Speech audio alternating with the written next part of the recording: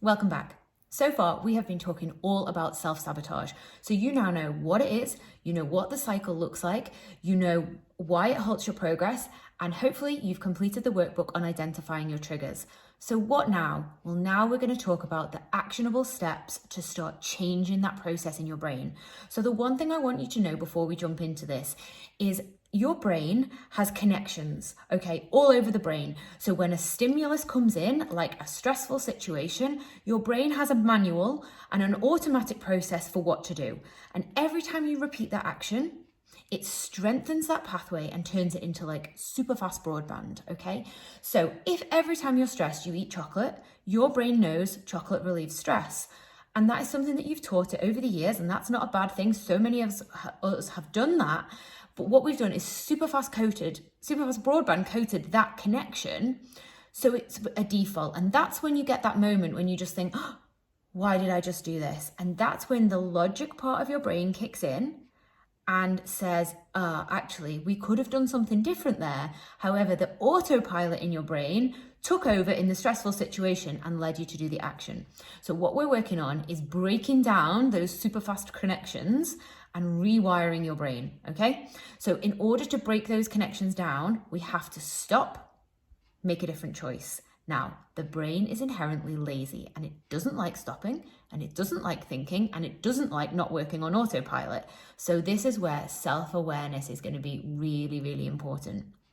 So what we're going to do, we've got our list of triggers and we're going to think of one action that we can take that's an alternative. So if you say, let's use the example we've been using, every time I'm stressed, I eat chocolate. Okay, so you will have asked yourself in stressful situations, how do I feel? Your answer will have been stressed out. And then we're going to say, okay, chocolate is actually not going to help. All it's going to do is compound your issues, because once you've eaten the chocolate, you're still going to be stressed about the situation and you're going to be stressed that you made a choice that takes you away from your goals. It's not going to feel aligned with where you want to get to. So we want to say, okay, what could I do that alleviates stress? Now, let's keep in mind that different solutions are appropriate for different environments. So if you're at home, you might want to go into your bedroom and scream into your pillow. If you're in the office, probably not appropriate. So we want to think about the different environments where we experience stress and what are the different solutions that we could have. So let's keep going with this example. So at home, we could scream into a pillow. We could take ourselves outside for 5 minutes. We could walk around the block. We could drink a glass of water. Or some of those translate to the office or the workplace. We could drink a glass of water. If it's available, we could go outside for 5 minutes. We could put our headphones in and listen to our favorite, most uplifting song for the 3 minutes that it's on to just really encourage that pause. Because what we want to do with any of these actions is a distraction. We want to slam the brakes on from that autopilot and just give this brain a chance to kick in, because it runs a little bit slower than an autopilot. So what we can do, then we're like, okay, I am stressed. I want to eat chocolate. Instead, I'm going to put my music on and I'm going to give myself those 3 minutes.